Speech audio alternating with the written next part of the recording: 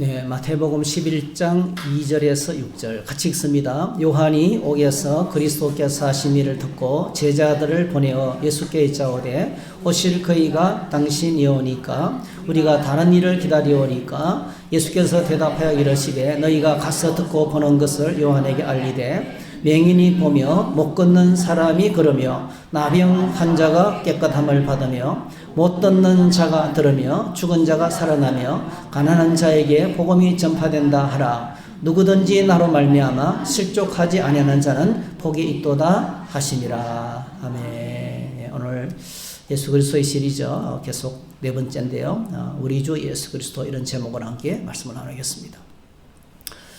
여러분에게 동영상을 하나 보여드리고 싶습니다. 이게 2020년도 이태리 갓 탤런트에서 보였던 쇼입니다. 쇼인데 한번 쭉 이렇게 감상해 보시기 바랍니다. 네.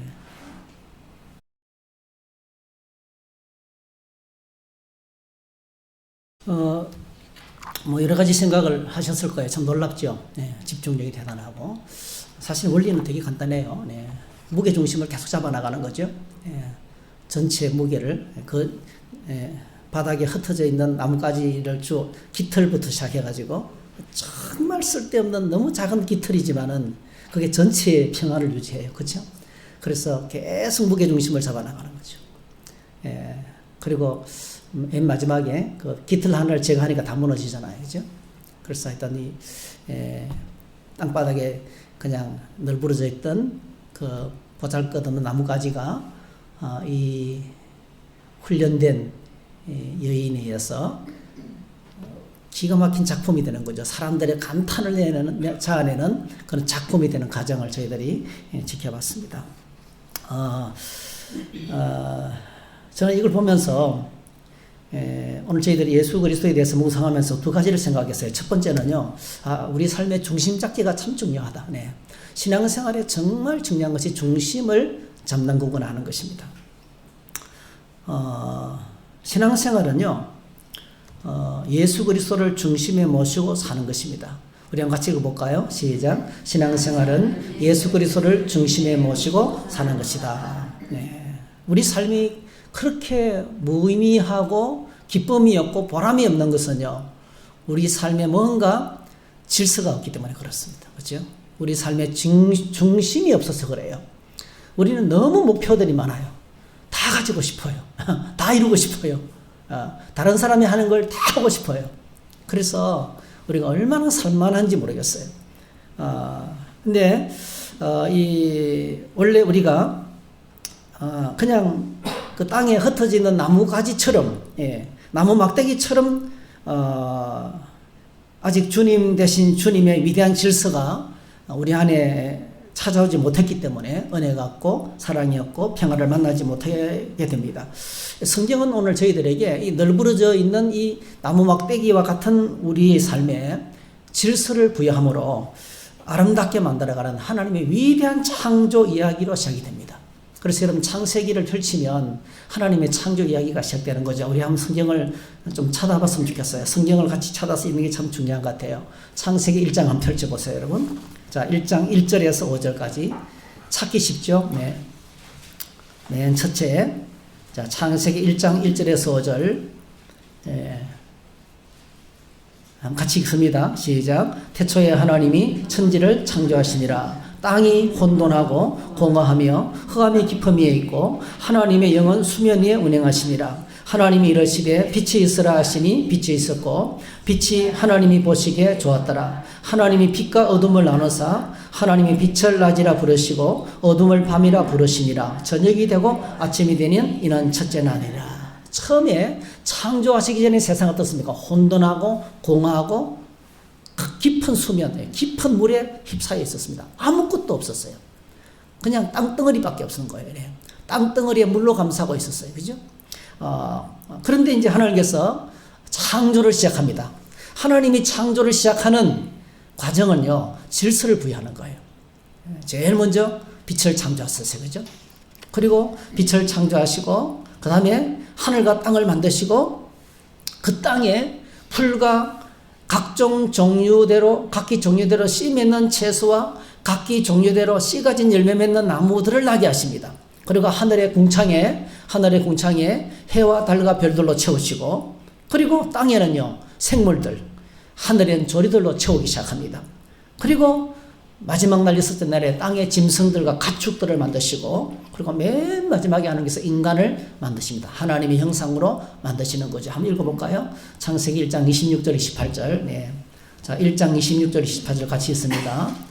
시작. 하나님이 이르시되 우리의 형상을 따라 우리의 모양대로 우리가 사람을 만들고 그들로 바다의 물고기와 하늘의 새와 가축과 온 땅과 땅에 기는 모든 것을 다스리게 하자 하시고, 하나님이 자기 형상 곧 하나님의 형상대로 사람을 창조하시되 남자와 여자를 창조하시고, 하나님이 그들에게 복을 주시며 하나님이 그들에게 이르시되 생육하고 번성하여 땅에 충만하라. 땅을 정복하라. 바다의 물고기와 하늘의 새와 땅에 움직이는 모든 생물을 다스리라 하시니라. 네, 기가 막힌 질서로 마치 아름다운 여인이 그냥 나뭇가지일 뿐인데 이 나뭇가지를 주워서 무게 중심을 맞춰가니까 엄청난 감탄을 자아내는 작품을 만들어내는 것처럼 하나님께서 이 우주를 그냥 캄캄한 우주에다가 놀라운 질서를 부여하십니다. 그래서 여러분, 이 우주라는 말은요, 코스모스라는 말은요, 질서라는 뜻입니다. 질서. 네. 그 아름다운 것은 질서가 있을 때 그렇습니다. 코가 있을 때 있고, 코가 만약 여러분 여기 붙으면 어떻게 되겠어요? 얼마나 흉측하겠어요, 그죠? 눈이 여 밑에 있으면 입 밑에 있으면 어떻게 되겠어요? 그러니까 정말 있어야 할 곳에 있을 때, 그 제자리를 찾아갈 때, 그게 아름다운 거예요. 코스모스라는 말은 질서라는 뜻입니다. 질서. 우주라는 말은. 그래서 아름다운 질서를 부여하기 시작합니다. 자, 그리고 이제 하나님께서 먼저 있어야 할 것을 먼저 만드신 후에 맨 마지막에 사람을 창조하셨어요. 공간을 만드시고 그 공간에다가 해와 달과 별들을 채우시고요. 생물들과 짐승들과 가축들을 만드시기 전에 그들이 먹을 수 있는 씨 맺는 풀과 열매 맺는 채소들을 먼저 만드신 거예요. 그리고 난 다음에 짐승들을 만드시고, 그리고 사람을 창조하시기 전에 인간의 삶에 필요한 전부를, 이 우주를 만드시고 난 다음에, 그리고 뭐죠? 인간을 만드셨어요. 사람을 만드셨어요. 하나님 형상대로 사람을 만드셨어요. 그래서 여러분, 역사의 중심에서 땅을 다스리는 사람을 어떻게 만드셨는지를 하나님은 다시 말씀하세요. 그게 창세기 2장에 나옵니다. 자, 창세기 2장 한번 보시겠습니다. 창세기 2장 오늘 4절에서 9절 보시죠. 창세기 2장 4절에서 9절. 자, 같이 한번 읽습니다. 이것이 천지가 창조될 때에 하늘과 땅에 내리기니 여호와 하나님이 땅과 하늘을 만드시던 날에 여호와 하나님이 땅에 비를 내리지 아니하셨고 땅을 갈 사람도 없었으므로 들에는 초목이 아직 없었고 밭에는 채소가 나지 아니하였으며 안개만 땅에서 올라와 온 지면을 적셨더라. 여호와 하나님이 땅을 흙으로 사람을 지으시고 생기를 그 코에 불어넣으시니 사람이 생명이 되니라. 여호와 하나님이 동방의 에덴의 동산을 창설하시고 그 지으신 사람을 거기 두시니라. 여호와 하나님이 그 땅에서 보기에 아름답고 먹기에 좋은 나무가 나게 하시니 동산 가운데는 생명나무와 선악을 알게 하는 나무도 있더라. 네, 땅과 하늘을 만드시던 날에 들과 밭들은 텅 비어 있었다는 거예요. 허전했다는 거예요. 네. 왜 그러냐면 아직 인간이 태어나서 밭을 갈고 씨를 뿌리고 이렇게 하지 않기 때문에 다 비어 있었다는 거죠. 그래서 안개만 자욱하게 땅을 지으셨더라. 네. 그러니까 그때는 비가 오지 않고요, 윗물과 아랫물이 있어가지고 아랫물은 밑에 바다고 그리고요, 윗물은 이 지구를 물띠로 감싸고 있은 거예요. 여러분, 겨울이니까 건조하니까 가습기를 틀잖아요. 마치 가습기를 틀어놓은 것처럼 그렇게 포근한, 정말 인간의 살기에 100% 확실한, 외부로부터는 위에 있는 물띠가요, 외부로부터는 모든 위에 전자파를 다 막아줬어요. 노아 홍수 전에, 홍수 때 거의 다 무너져 내렸잖아요. 그래서 인간의 삶에 가장 완벽한 환경. 그래서 사람들이 얼마 동안 살았어요, 여러분? 1000년을 1000년을. 예. 영원히 살도록 하나님께서 인간을 그렇게 만드신 거예요. 최고의 환경에서. 자, 근데 그때 이제 인간을 만드실 때 7절을 보시면요, 여호와 하나님이 땅의 흙으로 사람을 지으시고 생기를 그 코에 불어넣으시니 사람이 생명이 된지라. 땅의 흙, 이거는 정확한 원어적인 뜻은요, 땅의 먼지입니다. 땅의 먼지. 훅 불면 날아가는 땅의 먼지. 땅의 먼지로 하나님께서 인간을 빚으신 거예요. 그리고 그 코에다가 하나님께서 생기를 불어넣으세요.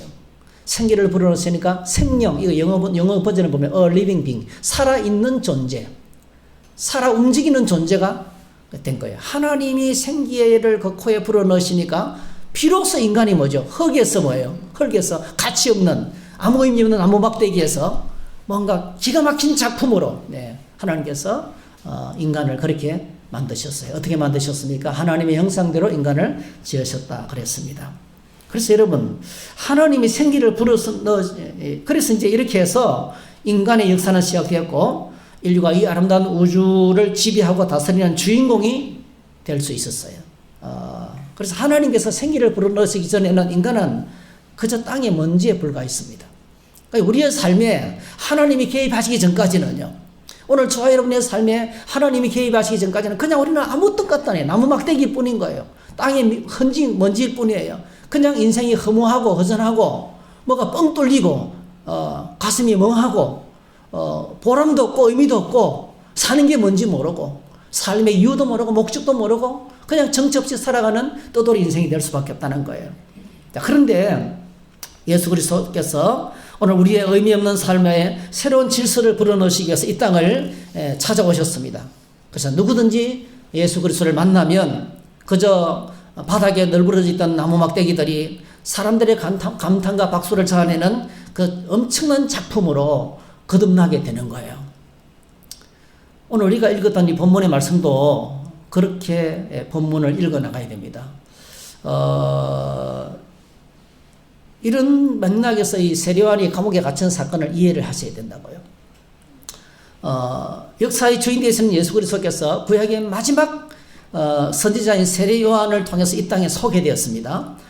그래서 마가복음 1장에 보니까 아주 간편하게 예수님께서 이 땅에 나타나는 상황을 압축해서 설명하고 있는데요. 한번 같이 읽으십시다. 시작. 그때 예수께서 갈릴리 나사렛으로부터 와서 요단강에서 요한에게 세례를 받으시고 곧 물에서 올라왔을 때에 하늘이 갈라짐과 성령이 비둘기같이 자기에게 내려오심을 보시더니 하늘로부터 소리가 나기를 너는 내 사랑하는 아들이라 내가 너를 기뻐하노라 하시니라. 성령이 곧 예수를 광야로 몰아내신지라. 광야에서 40일을 계시면서 사탄에게 시험을 받으시며 들짐승과 함께 계시니 천사들이 수종 들더라. 요한이 잡힌 후 예수께서 갈릴리에 오셔서 하나님의 복음을 전파하여 이르시되 때가 찼고 하나님의 나라가 가까이 왔으니 회개하고 복음을 믿으라 하시더라. 네, 예수님께서 세례요한을 통해서 세상에 소개되셨죠.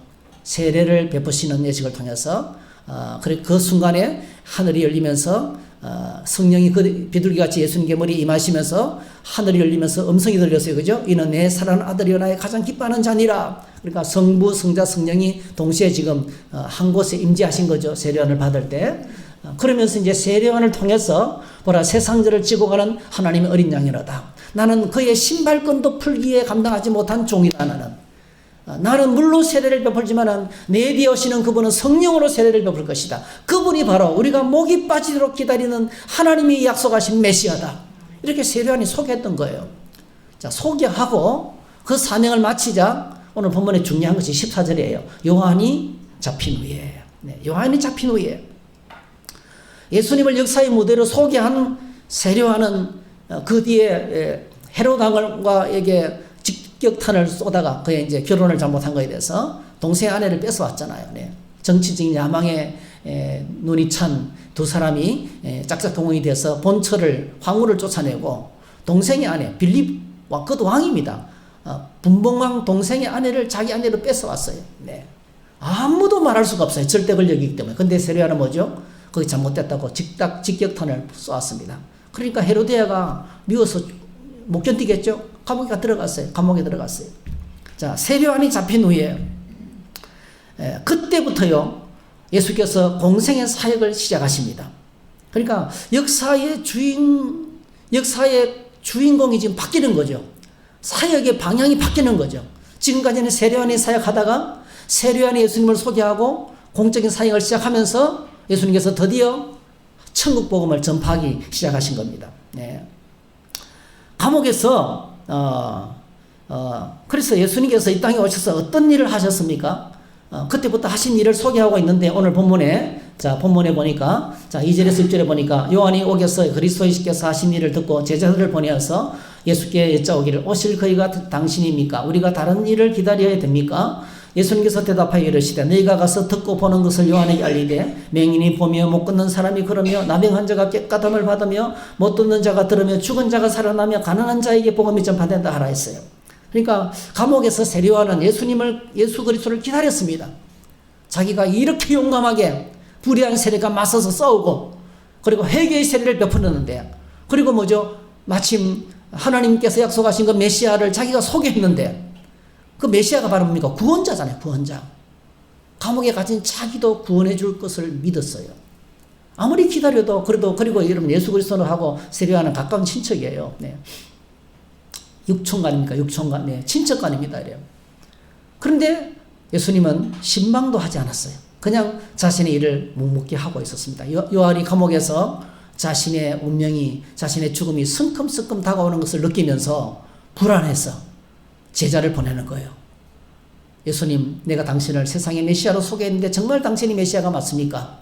그때 예수님께서 그 세례요한에게 들려준 대답이 바로 뭐죠? 5절이죠. 맹인이 보며 못 걷는 사람이 걸으며 나병한 자가 깨끗함을 받으며 못 듣는 자가 들으며 죽은 자가 살아나며 가난한 자에게 복음이 전파된다 해라.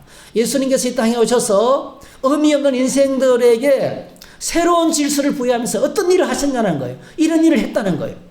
여러분, 이 5절 말씀은요, 이 5절 말씀은 유대인들이 들으면 바로 이사야서의 예언을 생각하는 겁니다. 이스라엘 백성들은 이사야서의 예언을 듣고요, 그 메시아를 목이 빠지도록 기다린 거예요. 메시아가 오면 하는 일을 다 알고 있었어요. 그래서 여러분, 이 5절 말씀은 바로 이스라엘 백성들이 그렇게 오랫동안 기다려왔던 메시아에 관련된 성구예요. 아이자야 61, 아이자야 61 찬양단 이름이죠. 그 이사야 61장이에요. 이사야 61장. 자, 우리가 이사야 61장 한번 좀 찾아보십시다. 네, 여러분. 오늘 이사야 61장 한번 읽어봤으면 좋겠습니다. 자, 이사야서 61장. 이사야 책은 구약 성경에 있습니다. 거의 한가운데를 열면 있어요. 네. 네. 아가스 다음에 아가스 이사야서. 네.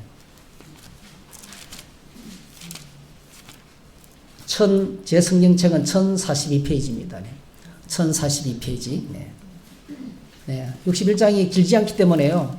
11절까지 되지 않습니다. 우리 같이 한번 읽어봤으면 좋겠습니다. 시작. 주 여호와의 영이 내게 내리셨으니 이는 여호와께서 내게 기름을 부어사 가난한 자에게 아름다운 소식을 전하게 하려 하심이라. 나를 보내사 마음이 상한 자를 고치며 포로된 자에게 자유를, 갇힌 자에게 노임을 선포하며 여호와의 은혜의 해와 우리 하나님의 보복의 날을 선포하여 모든 슬픈 자를 위로하되 무릇 시온에서 슬퍼하는 자에게 화관을 주어 그 죄를 대신하여 기쁨의 기름으로 그 슬픔을 대신하며 찬송의 옷으로 그 근심을 대신하시고 그들이 의의 나무 곧 여호와께서 심으신 그 영광을 나타낼지라. 일컬음을 받게 하려 하심이라. 그들은 오래 황폐하였던 곳을 다시 살 것이며 옛부터 무너진 곳을 다시 일으킬 것이며 황폐한 성읍 곧 대대로 무너져 있던 것들을 증수할 것이며 외인은 서서 너희 양떼를 칠 것이요 이방 사람은 너희 농부와 호돈지기가 될 것이나 오직 너희는 여호와의 제사장이라 일컬음을 받을 것이라. 사람들이 너희를 우리 하나님의 봉사자라 할 것이며 너희가 이방 나라들의 재물을 먹으며 그들의 영광을 얻어 자랑할 것이니라. 너희가 수치 대신에 보상을 배나 얻으며 능욕 대신에 몫으로 말미암아 즐거워할 것이라. 그리하여 그들의 땅에서 갑절이나 얻고 영원한 기쁨이 있으리라. 무릇 나 여호와는 정의를 사랑하며 불의의 강탈을 미워하여 성실히 그들에게 갚아주고 그들과 영원한 언약을 맺을 것이라. 그들의 자손을 문나라 가운데에 그들의 후손을 만민 가운데 알리리니 무릇 이를 보는 자가 그들은 여호와께 복받은 자손이라 인정하리라. 내가 여호와로 말미암아 크게 기뻐하며 내 영혼이 나의 하나님으로 말미암아 즐거워하리니 이는 그가 구원의 옷을 내게 입히시며 공의의 겉옷을 내게 더하심이 신랑이 사모를 쓰며 신부가 자기 보석으로 단장함 같게 하셨음이라. 땅이 땅이 싹을 내며 동산 거기에 뿌린 것을 움돋게 함같이 주 여호와께서 공의와 찬송을 모든 나라 앞에 솟아나게 하리라. 아멘. 언젠가 우리 이사야서 61장을 가지고 정교인 암송대를 한번 했으면 좋겠어요. 이걸 이사야 61장 한번 암송해 보세요. 네, 암송해 보세요. 네. 이사야 선지자가 700년 전에 하나님께서 보내실 메시아가 오면 하실 일, 하나님께서 보내신 메시아 구원자가 오시면 이런 일을 할 것이다. 사실은 뭐 우리는 앞부분만 인용하지만 그 전체 장을 보면 얼마나 가슴이 뛰는지 몰라요. 수치 대신에 보상을, 그죠? 저주 대신에 기쁨과 평안을 하나님께 주실 것을 이야기하면서 그래서 이 이스라엘 백성들이 구원자가 오기를 목이 빠지도록 기다리고 있었는데 그 놀라운 구원의 일을 지금 뭐죠? 예수 그리스도께서 행하고 계신 것이라는 거예요. 맹인이 보며 못 걷는 자가 걸으며 나병한 자가 깨끗함을 받으며 못 듣는 자가 들으며 죽은 자가 살아나며 가난한 자에게 복음이 전파된다. 그러니까 여러분 이것은요 그냥 단순히 예수님께서 병을 치료하는 분이 아닌 거예요. 여러분 지금 예수님이 하고 있는 것은 바로 뭐죠? 이사야 선지자가 예언했던 그게 가난한 자에게 아름다운 소식을 전하게 하시고 마음이 상한 자를 고치고 포로된 자에게 자유를 주시고 갇힌 자에게 노임을 선포하는 그 메시아의 사이인 거예요. 그러니까 예수님이 하신 대답은 내가 메시아라는 거예요. 내가 메시아라는 말 대신에 뭐죠? 내가 지금 뭘 하고 있는지 보라는 거예요. 주님이 하시고 있는 일이 바로 뭡니까? 이 땅에서 이사야 선지자가 예언했던 그 일을 지금 하고 있는 거예요. 그러니까 예수님께서 메시아로서 구원자로서 일을 감당하고 계셨던 것이에요. 자, 그러면서 세례요한에게 낙심하지 말고 끝까지 믿음으로 승리할 것을 권면했습니다. 사실은 죄로 말미암아 죽음의 근세 아래서 고통하며 신음하며 살아왔는데 우리 주님이 오셔서 질병으로 고통당하는 자들을 치유하시고 그들의 삶에 새로운 질서와 회복을 이제 부여하신 것을 보게 됩니다. 그래서 예수님께서 이 땅에 오신 일을 마태는 이렇게 압축합니다. 마태복음 4장 23절 25절 시작. 예수께서 온 갈릴리에 두루 다니사 그들의 회당에서 가르치시며 천국 복음을 전파하시며 백성 중에 모든 병과 모든 약한 것을 고치시니 그의 소문이 온 수리아에 퍼진지라. 사람들이 모든 앓는 자 곧 각종 병에 걸려서 고통당하는 자 귀신 들린 자 간질하는 자 중풍병자들을 데려오니 그들을 고치시더라. 갈릴리와 데가볼리와 예루살렘과 유대와 요단강 건너편에서 수많은 무리가 따르니라 했어요. 네. 그러니까 예수님 단순히 중풍병을 고치기 위해서 온 정도가 아니고요. 사람들의 문제를 해결해 주시면서 자신이 하나님께서 보내신 그 메시아인 것을 계시하신 거예요. 어떻게 무슨 일을 통해서 구체적으로 그 일을 하셨어요? 회당에서 주님이 하신 것은 성경을 가르치셨어요. 구약 성경이었죠. 예. 회당에서 하나님의 말씀을 가르쳤어요. 정확하게 말씀드리면 진리를 몰라서 방황하는 사람들에게 진리를 가르쳐 주셨습니다. 예수님이 하신 가장 많은 사역입니다. 그래서 오늘 저희들이 주님 앞에 나갈 때 디모데후서 3장 16절 말씀과 같이요. 우리가 이런 자세로 나가야 돼요. 한번 따라 하실까요? 주님, 저를 가르쳐 주세요. 예. 우리가요. 그런 자세로 나가야 돼요. 주님 오늘도 나에게 진리를 가르쳐 주세요. 내 눈을 열어주시고 내 귀를 열어주시고 내 마음을 열어주셔서 하나님이 하시는 말씀을 알아듣게 해주세요. 진리에 대해서 목마른 자세로 나가야 돼요. 예. 하나님 가르쳐 주세요. 나는 아직 부족합니다. 나를 양육해 주세요. 하나님의 사람으로 키워주세요. 이런 자세로 성경을 읽고 말씀을 묵상하며 주님의 음성을 기다리는 거예요. 주님이 그 일을 하신 거예요. 그리고 뭐죠? 천국 복음을 전파하셨어요. 소망 없는 이 땅에서 이 땅의 삶이 전부가 아니다. 영원한 하나님 나라가 있다. 할렐루야. 예. 영원한 삶이 기다리고 있다는 이 땅의 삶의 전부가 아니라는 거예요. 살다가 죽으면 끝이 아니고요. 우리가 영원히 사는 하나님 나라가 있다는 거예요. 그 나라를 소문내셨어요. 전파한다는 것은 소리쳐 외치는 거예요. 소문내셨습니다. 그리고 모든 질병 있는 자들을 고치고 치료하셨어요. 그래서 여러분 가르치고 전파하시고 치료하는 일을 주님께서 이 땅에 하셨습니다. 네. 그래서 이것이 바로 뭡니까? 이것이 메시아로서 주님이 하신 것입니다. 여러분 오늘 우리가 봤던 영상과 같이요. 우리의 삶이 내 중심에서 예수 그리스도 중심으로 다시 돌아와야 됩니다.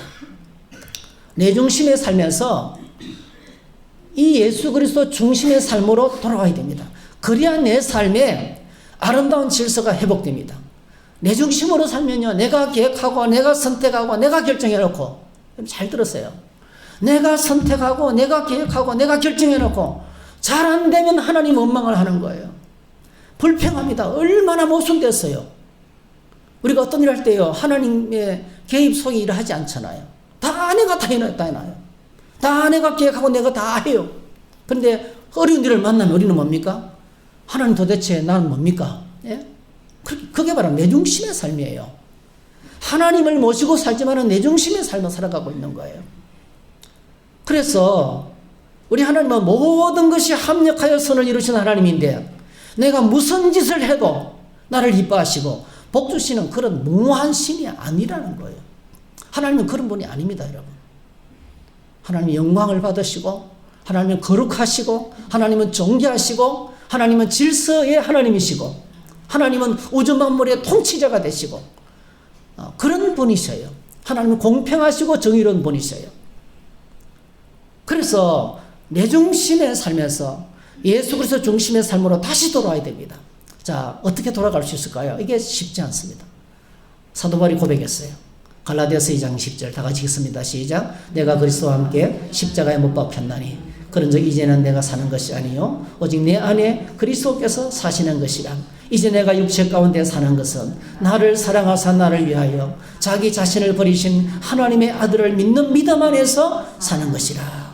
예수님 중심으로 살기 위해서는요, 내가 예수님과 함께 죽어야 되는 거예요. 네. 내가 죽어야 주님이 내 안에 들어와 산다는 거예요. 그래서 저는 이 깃털 쇼를 보면서 내 삶의 중심이 정말 중요하구나. 내 삶의 중심이 내가 아니고, 여러분 나뭇가지가 스스로 중심을 맞출 수 있어요? 탁월한 여인이 수많은 노력 끝에 중심을 맞춰주니까 그 나뭇가지가 하늘에 떠 있는 거예요. 기가 막힌 작품이 되는 것처럼 오늘 우리 삶에 주님이 개입하셔서 질서를 부여하시면 코에 생기를 불어넣어 주시면 할렐루야. 주님이 오셔서 진리를 전파해 주시고 천국을 말씀해 주시고 소망과 비전을 허락해 주시고 내 삶의 문제를 치유하고 회복하실 때 그 주님의 질서가 내 안에 들어오는 거예요. 그래서 여러분 병든 자가 치료받고 성령이 임하시는 그곳에 하나님 나라가 임했다는 거예요. 할렐루야.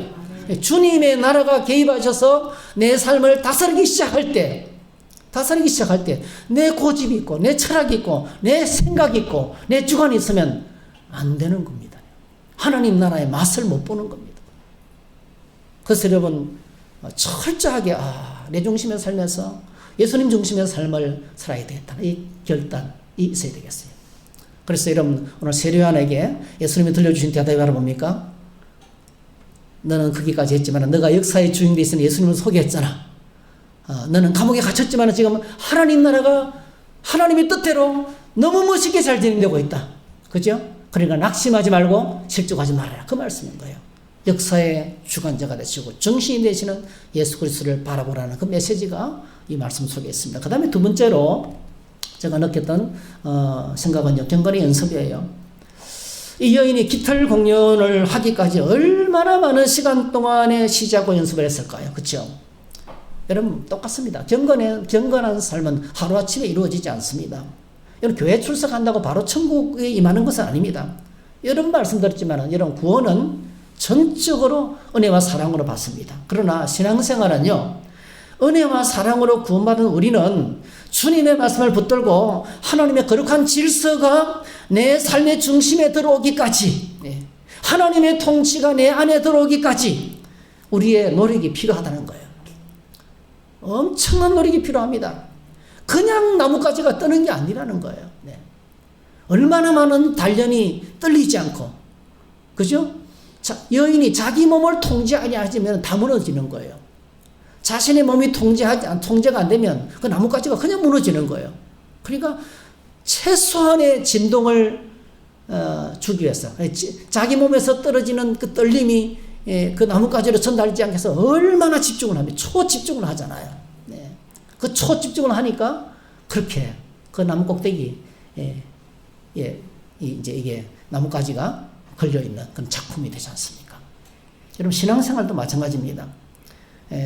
그렇게 오래 믿으면서도 우리 안에 세상 성공이 들어와 있고 하나님 앞에 계속 나가면서 계속 우리 안에 세상을 버려야 됩니다. 여러분, 우리 안에 온통 돈과 권력과 건강과 지혜, 이걸 인생의 목적으로 붙잡고 있으면요, 우리가 하나님의 목적을, 하나님의 질서가 내 안에 들어올 수가 없어요.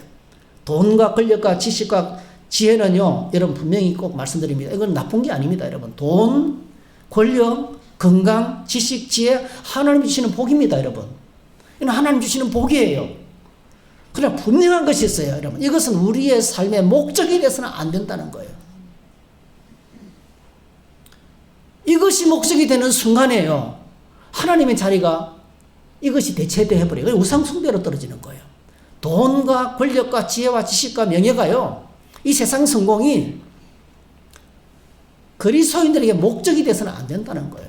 그거는 그냥 주님을 믿고 섬기면서 성실하게 살면 하나님 주시는 그냥 축복일 뿐이에요. 네. 그래서 마가복음 4장 18절에 이렇게 경고합니다. 같이 읽어보겠습니다. 시작. 또 어떤 이는 가시떨기에 뿌려진 자니 이들은 말씀을 듣기는 하되 세상의 염려와 재물의 유혹과 기타 욕심이 들어와 말씀을 막아 결실하지 못하게 되는 자요. 세상에 대한 세상에 대한 삶의 목적이, 세상에 대한 삶의 목적으로 내 인생에 딱 묶여 있으면요, 하나님 말씀이 절대로 바로 들어올 수가 없다는 거죠. 주님의 목적이 내 안에 들어가, 다시 말씀드려요. 말씀이 들어오지 않으면요, 하나님께서 나를 통치를 못 하십니다. 법이 없는데 어떻게 하나님께서 통치합니까, 여러분? 하나님 나라는 법치거든요. 성경 말씀은 하나님의 법인 줄로 믿습니다. 이 말씀이 내 마음 깊은 곳까지 들어와야 돼요. 그런데 오늘 본문에 보니까 세상의 염려와 재물의 유혹과 기타 욕심이 들어와 있으면 하나님 말씀이 내 안에 통치하지 못하도록, 들어오지 못하도록 막는 결과가 된다는 거예요. 야고보서 1장 14절 17절 같이 읽습니다. 시작. 오직 각 사람이 시험을 받는 것은 자기 욕심에 끌려 미혹되매니 욕심이 잉태한 적 죄를 낳고 죄가 장성한 적 사망을 낳느니라. 내 사랑하는 형제들아 속지 말라. 온갖 좋은 은사와 온전한 선물이 다 위로부터 빛들의 아버지께로부터 내려오나니 그는 변함도 없으시고 회전하는 그림자도 없으시니라. 마귀가 예수님을 시험하면서 내한테 절하면 세상 영광 다 주지. 우리는 그렇게 세상 영광을 가지기를 원합니다. 너무 쉽게, 너무 간단하게. 엎드려 딱 절만 하면 돼요, 여러분. 예. 그게 마귀의 시험이에요. 오늘도 여러분 이 마귀의 시험은 계속돼요. 야, 그렇게 살 거야? 예. 계속 그렇게 학교 공부하고 뭐 정상적으로 해가지고 뭐 돈 뭐 제대로 벌 것 같아? 사업을 해야지. 그렇게 유혹하더라고요. 그리고 유혹해가지고 학교 공부를 못하게 만드는 거예요. 학교 공부를 못하게 하더라고요. 결국 뭐죠? 그 사람 말 듣고 갔더니 나중에는 뭐죠? 딱 용해먹고 버리는 거예요. 이거 제가 최근에 저희 집안에서 경험한 일이에요. 네. 마귀는 항상 그렇습니다. 간단하게 엎드려 절하면, 야, 눈만 하면 딱 감으면 돼. 그럼 네가 부자로 살 수 있어. 예. 내한테 엎드려 절하기만 해. 그러면 세상 만국 영광을 다 줄 것이다. 예수님께서 뭐라고 하셨어요? 예. 나 하나님을 시험하지 말라 그랬어. 마귀를 물리치셨습니다. 그래서 야고보서 1장 14절 17절 골로새서 3장 5절에 보니까 그러므로 땅에 있는 지체를 죽이라. 곧 음란과 부정과 사욕과 악한 정욕과 탐심이니 탐심은 우상 숭배니라 했습니다. 그래서 이 경건의 연습은요, 말씀과 기도로 하나님 보좌 앞에 나아가서 우리 안에 있는 욕심을, 잘못된 삶의 질서를 찾아내고 그리고 추방하는 작업입니다. 우리가 늘 말씀 앞에 나가고 기도의 보좌로 나가서 몸부림을 쳐야 될 것이 바로 뭐죠? 내 안에 들어와 있는 세상 질서를 몰아내는 겁니다. 인생의 목적이 부자 아빠가 되는 것이 아닙니다. 하나님께서 예수 그리스도 안에서 우리를 위해 주신 행복한 삶의 길을, 그것은요, 하나님의 거룩을 회복하는 것입니다. 거룩한 질서를 회복하기 위해서 하나님께서 예수 그리스도를 이 땅에 보내주셨고 십자가에 죽으시고 사흘 만에 부활하시고 성찬하셔서 우리에게 성령을 부어주셨습니다. 할렐루야. 그러므로 경건의 연습을 게을리하지 말아야 돼요. 하나님의 말씀을 그냥 내 목적을 이루기 위해서 읽으면 안 됩니다. 늘 하시는 말씀, 우리가 하나님 말씀을 판단하는 게 아니고요, 우리가 하나님 말씀의 판단을 받아야 돼요. 주님 오늘도 내 안을 보게 하시고 내 깊은 곳에 숨어있는 이 야망을 찾아내시고, 아, 이거 잘못됐구나. 잘못했구나.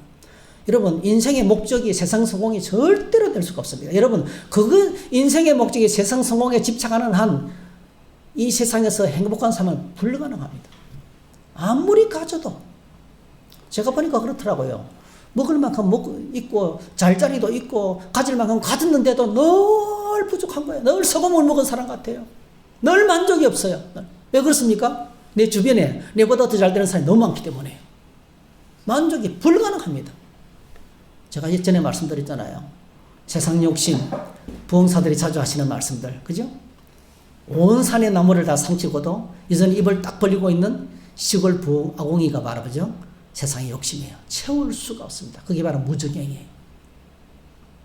세계 최고의 부자였던 록펠러에게 신문 기자가 질문했어요. 당신 가지고 있는 재산에 만족하느냐고. 그러니까 만족 못한다는 거예요. 기자가 가슴이 말이 막혀가지고 막 화를 내면서 아니 그러면 도대체 당신은 얼마나 더 가져야 만족하겠느냐고. 그때 유명한 대답을 했어요. 예, 조금만 더. 조금만 더. 네. 세상 소유로는요, 우리 소유로는 우리 인생이 만족하는 것이 이제 그것 자체가 인생의 목적인 것은요, 허망합니다. 절대로 안 이루어집니다. 인생의 목적이 그것이 되면 안 된다는 거예요. 그러므로 오늘 저와 여러분들이 경건의 연습을 게을리 하자 말아야 됩니다. 말씀과 기도를 회복해야 됩니다. 예배의 삶을 회복하셔야 됩니다. 그래서 예수 그리스도 안에 진정한 행복이 있습니다. 의미 있고 보람찬 인생, 행복한 인생을 회복하게 되시기를 축복합니다. 예수 그리스도 안에서. 따라합시다. 예수 그리스도 안에서. 예수 그리스도 안에서 행복한 삶을 찾을 수가 있어요. 이 성탄을 기다리면서 우리 안에 이와 같은 거룩한 회복의 역사가 있기를 주의 이름으로 축복합니다. 할렐루야. 찬송가 83장 하겠습니다.